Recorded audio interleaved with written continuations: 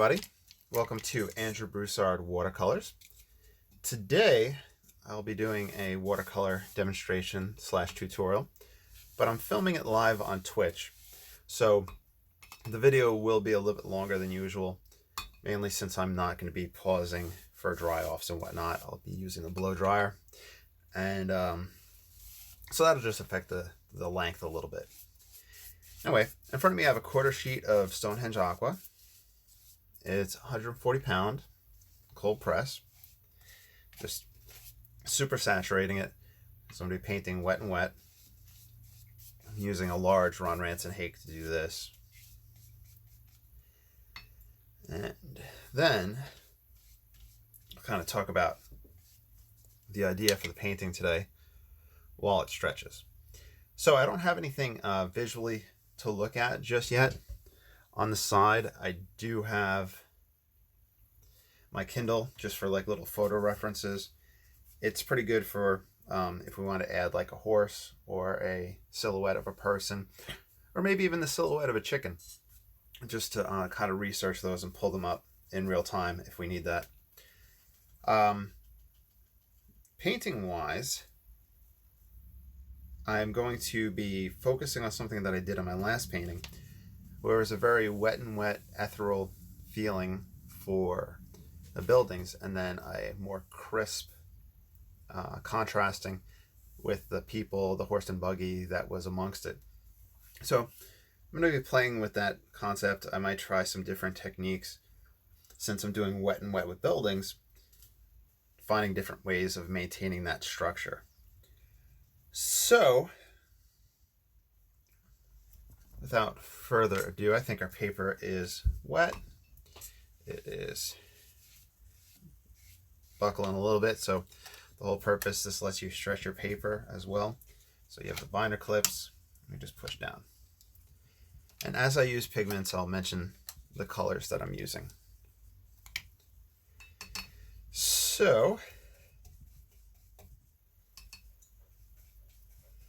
let's start this one off with a wash of raw sienna. I had just put fresh raw sienna out, so it's pretty much straight from the tube. Then I'll even grab a little bit of light red oxide. This is also straight from the tube. And we'll throw that in there as well.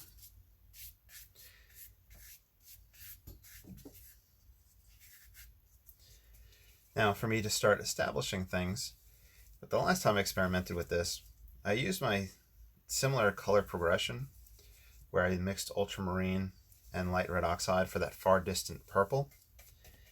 And I believe I'm going to continue with that in this this painting.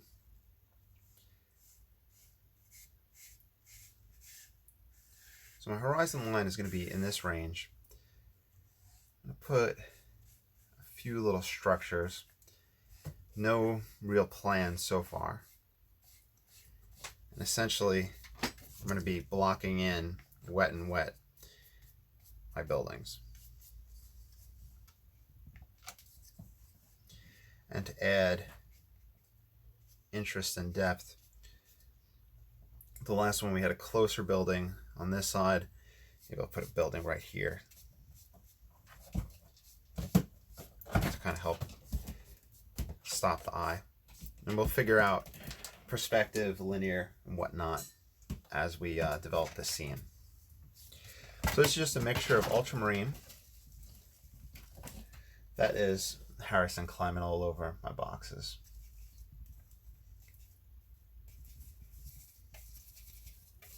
This is more ultramarine side of the purple. And as I'm doing this, I'm increasing pigment loads.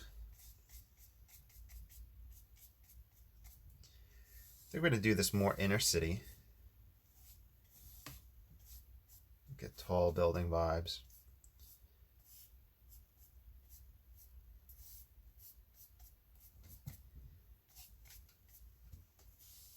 And layer and change tonality to get idea of depth. So we'll see how that works.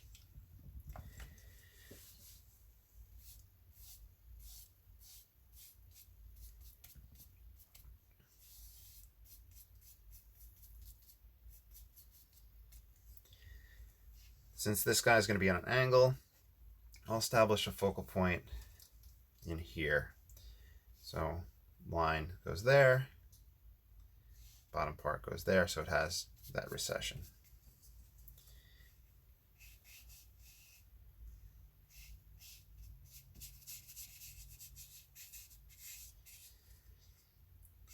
Light source, let it come from back here, so we'll cast a shadow across.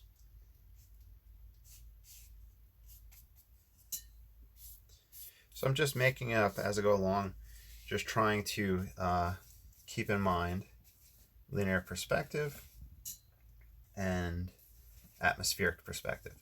So linear perspective is how things are in proportion to each other, how the angles work, moving it back towards that spot, and the atmospheric perspective is lighter in the distance, kind of darker, closer up, maybe more detail closer up.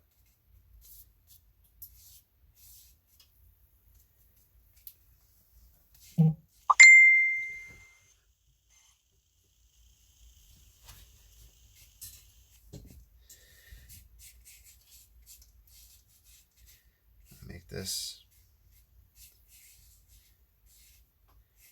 kind of maybe a outcropping of grass.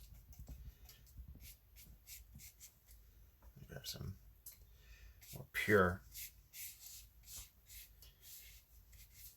raw sienna.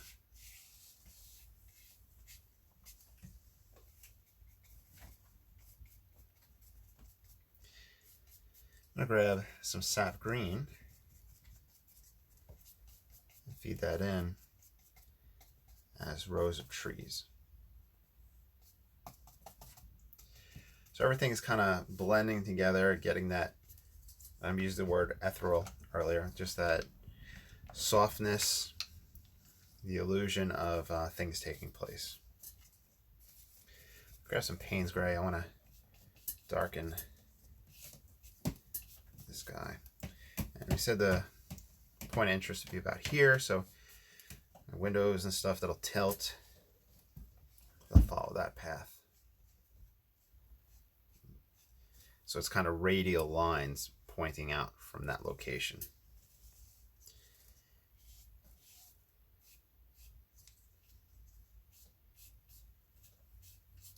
I'm trying to get variety of kind of tones and values. They're not like super pushed apart, but it's variety there just to prevent us from just having a just a blocky color.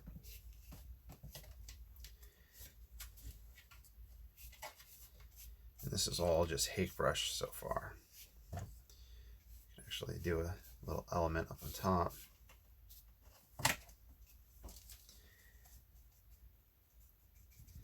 Payne's Gray is a dark for maybe the shadow side, the left-hand side of objects. Just feeding it in an interesting pattern.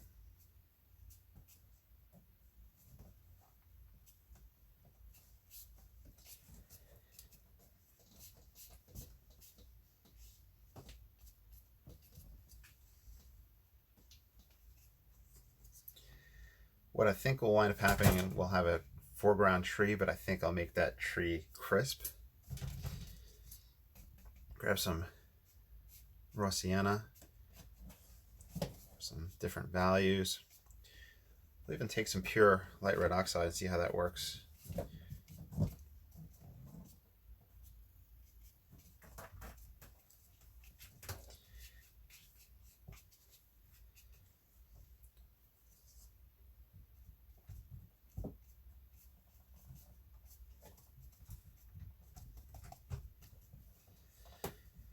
All right, let's see what else we can do with this. So we have a lot of pigment down.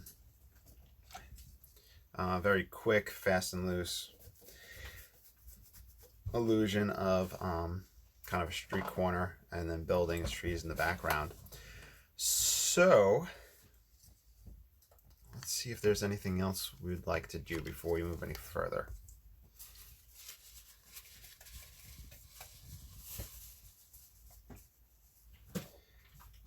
add more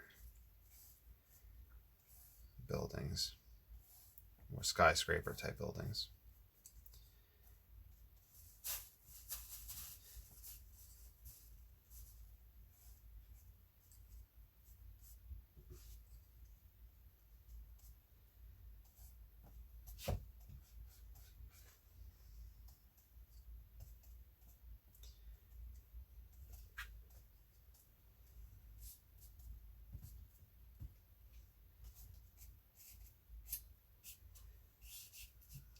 Kind of close this off from the eye. We got the light coming through back here. In fact, maybe lift it up and get some pure white pulling across.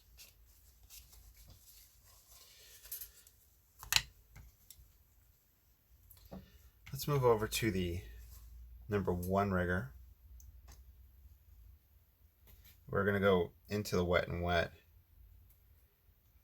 to give tree line trunk shapes. And rather than using darks, we could have scraped out tree trunks. We might actually scrape out some shapes here. We'll see how it plays out. Could even take this, feed some horizontal, as if we can see a little bit of the windows. We don't want to sit there and meticulously put each one of those in, but just playing with the illusion.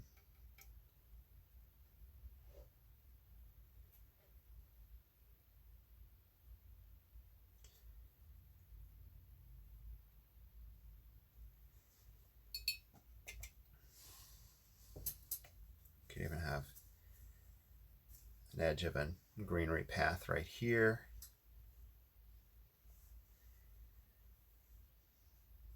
We'll see what we could do yellow or green wise in a bit. Scraping out this background, because it's so wet and wet right now, the scraping is going to backfill and give darks unless we do a deep scrape. So I'm going to try to do a deep scrape to see if it opens anything up. No, it's just way too wet right now. We could scrape along this edge of this little landmass that we'll have. This will be kind of a road or path. And I think the only other place to really play around is if we wanted to put the idea of a storefront windows, overhangs, etc.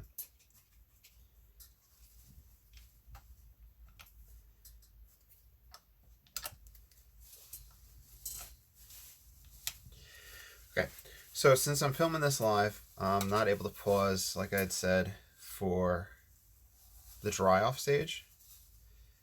So I'm going to dry off, but bear with me noise-wise. So if you have headphones on, just remove them so they don't hurt your ears.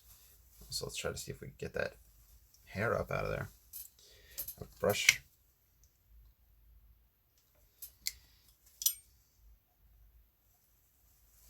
There we go. Okay, so here's dry off. If you have headphones on, watch your ears.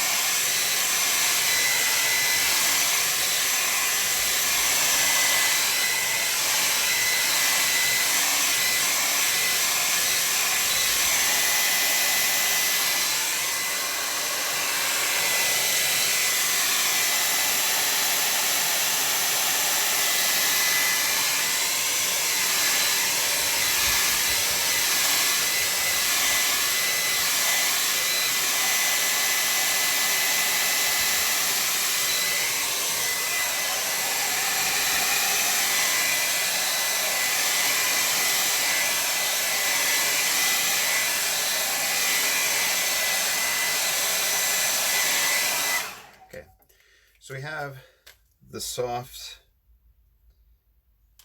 background image, the soft buildings.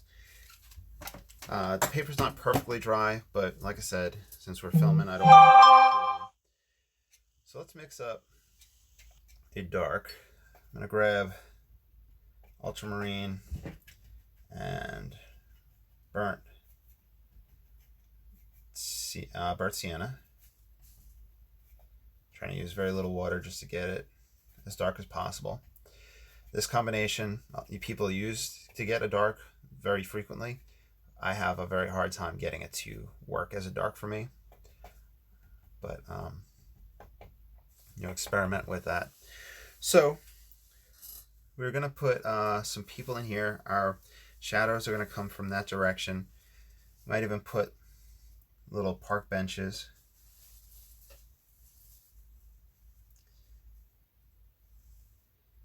Let's do that, little park benches, and that'll start establishing a size for us to work with.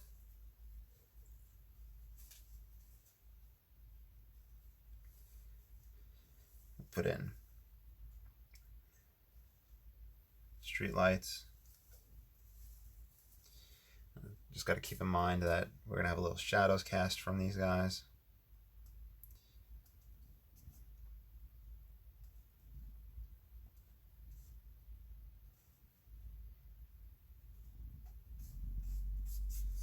All right, so street lights going across. We have benches for people to sit in.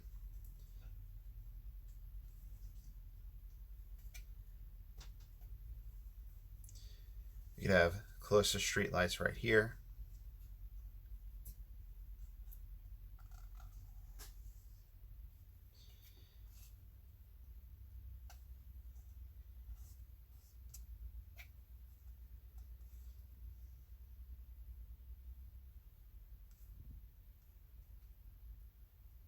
Just do a little illusion of a lantern shape.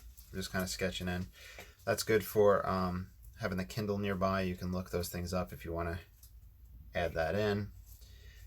This one is going to be further back, so it's going to be smaller. So that's keeping in mind just linear perspective. A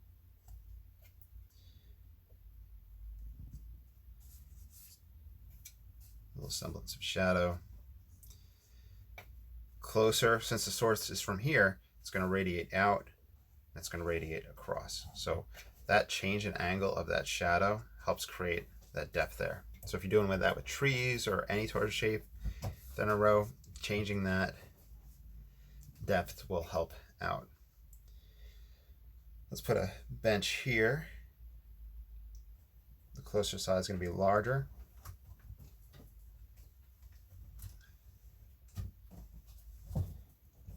It's going to cast shadow.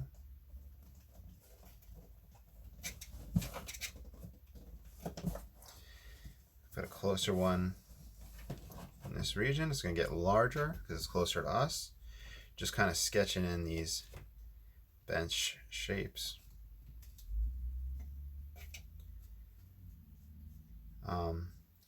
Your approach may vary. You can look at different types of benches. These ones we're just kind of sketching in real quick.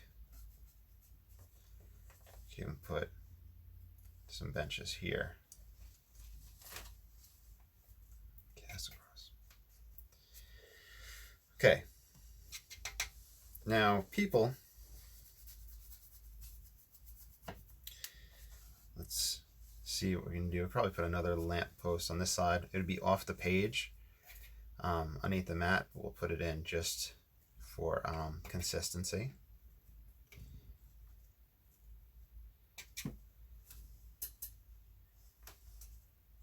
We can accentuate some of these buildings with this dark accent.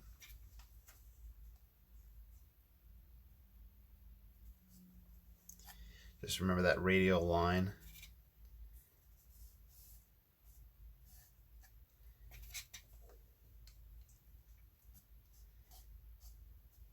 I'm trying not to do too connected, not having the lines too connected, so they're more gestural marks. Just to really bring home just an illusion.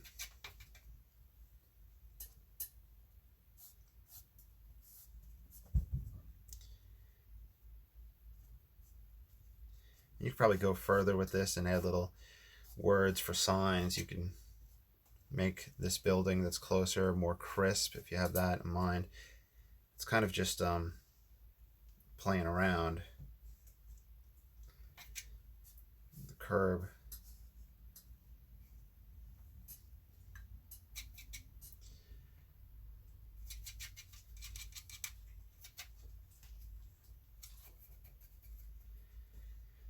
All right, let's put people in. Get this one, an umbrella.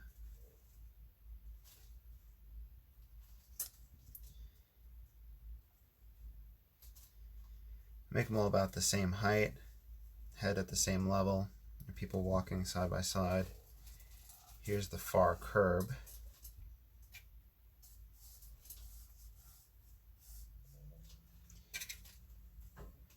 You can do a dashed line down the middle of the street.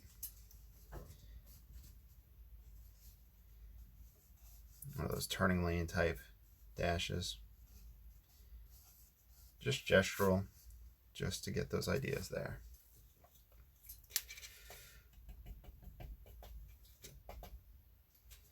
Put somebody sitting in this bench. Somebody sitting at that one.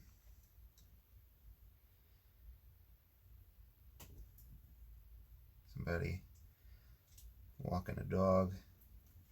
I'm really not drawing them out. I'm just putting quick little stick figures. Get the illusion. Probably even put a little cyclist. Wheels. Bike. Person there. Put little birds in the sky. Now if we put people closer to us on the street, they're going to have to be larger.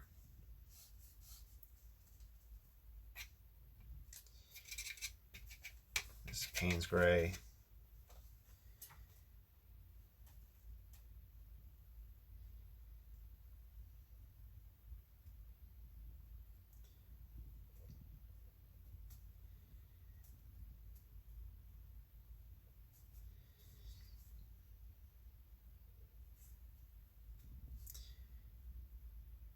Little street sign.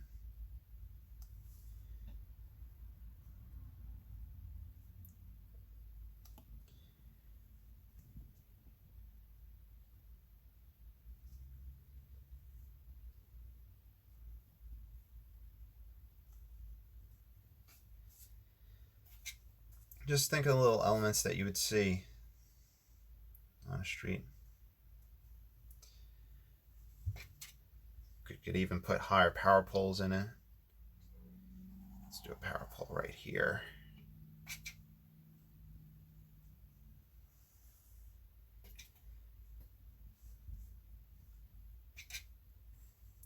You come out to this corner. We have a power pole right here.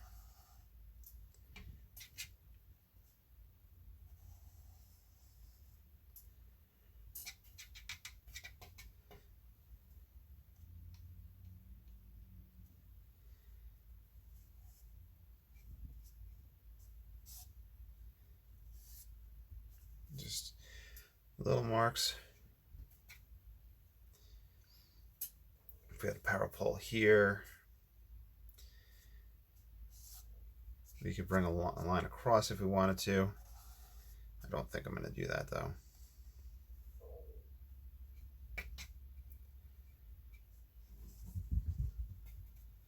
It's still wet, so I can feed in a little bit more dark. Let that shadow come across the street.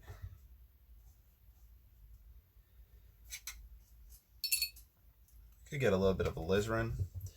Kind of now I add a little bit of variety to how the people are looking.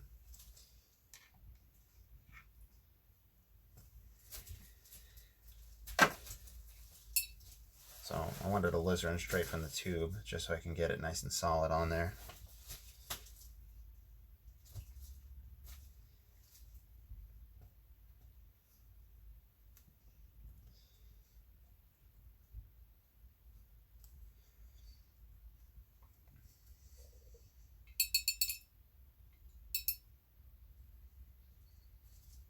Let's see if we can be able to use the hake. We have a little bit of lemon yellow. It's mixed in with mud, so we're not getting a bright grass. Wash the brush off.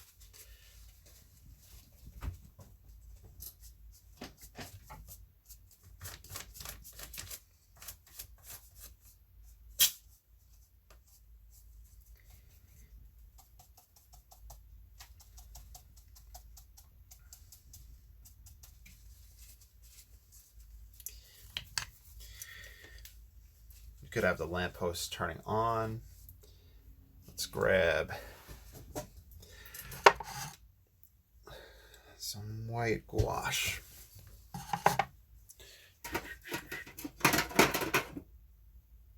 And here we go. Just gotta reconstitute this one.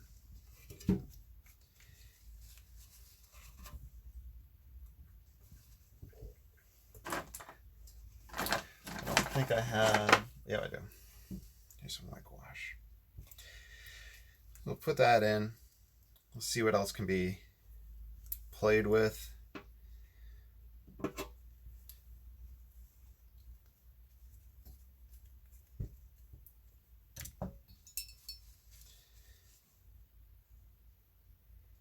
Okay, pure white gouache. The lampposts are turning on.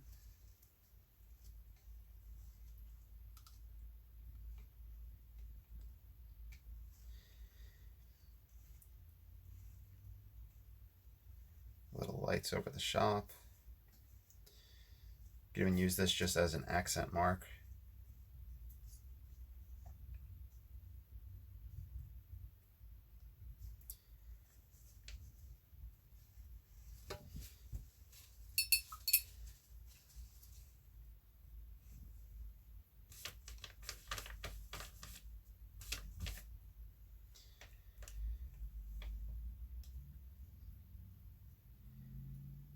Street sign.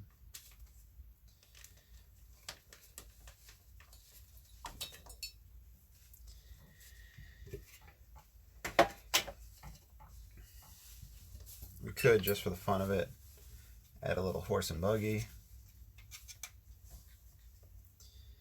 Add a horse and buggy right in here, so the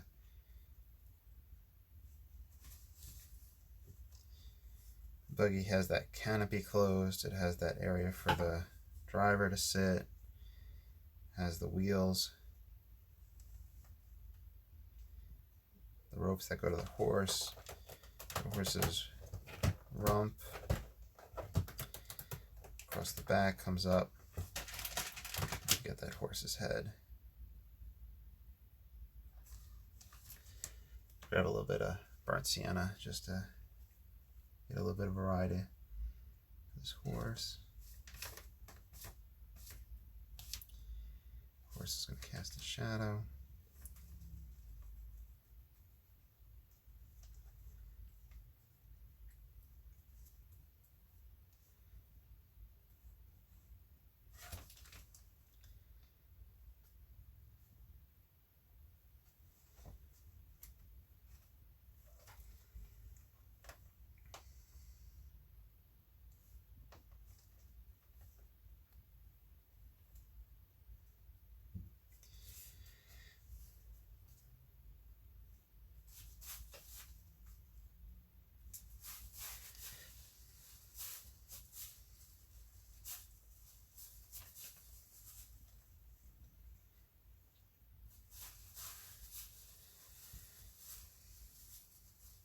Have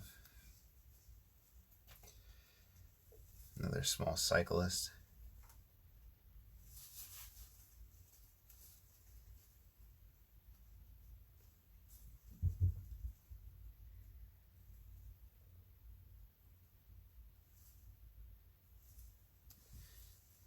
Just kind of putting the illusion in. Put those marks in. Let's get some blue on this guy. Ultramarine. fix up this lady with the red.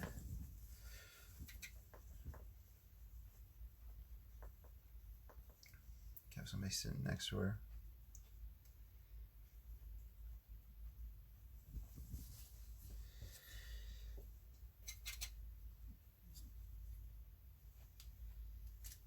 Sometimes they have areas that have like kind of the fence to keep off the grass. Do a little low lying thing like that. And you can put a little wispy tree here for variety.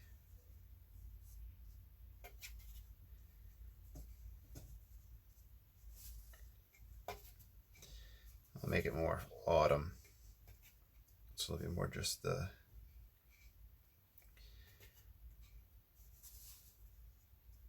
branches itself. This kind of just Payne's gray, mixing in.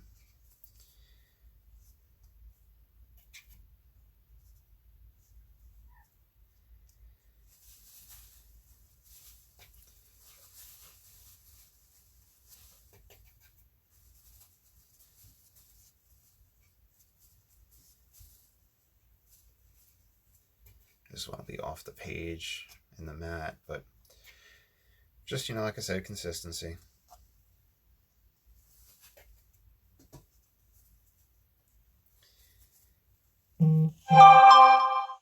Accentuate a little bit of a door frame.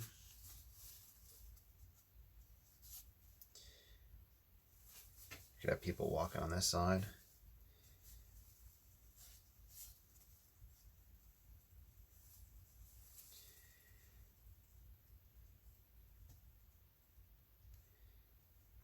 A couple walking together.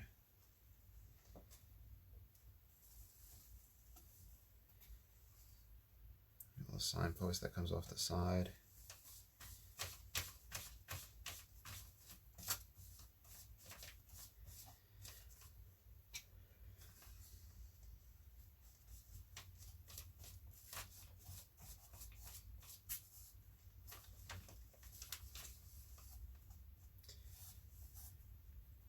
Little balcony. Can even add another little balcony.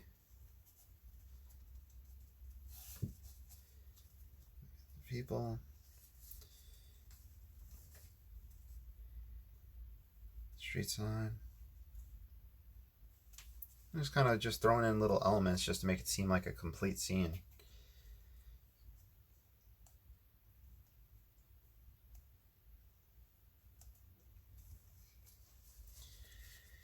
Let's do a quick dry off. Let's take a look at the overall picture.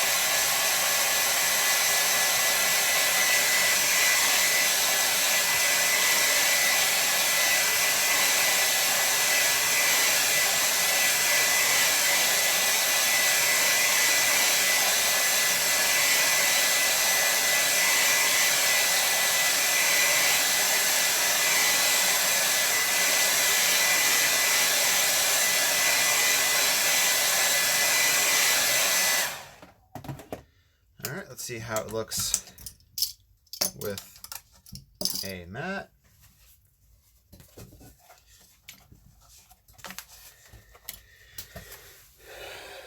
And we'll tilt the camera. So there we go. So I hope you enjoyed.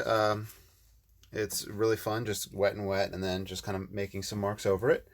Like I said, feel free to follow along. If you do, love to see your results. And if anybody ever offers to buy a painting from you that you followed along with, you have my permission to sell, so you get the express permission that if you copy anything, you could still sell it from these tutorials. Also, please remember to like, subscribe, follow, and consider supporting me on Patreon. All right, everybody, have a great day. Thank you. Bye.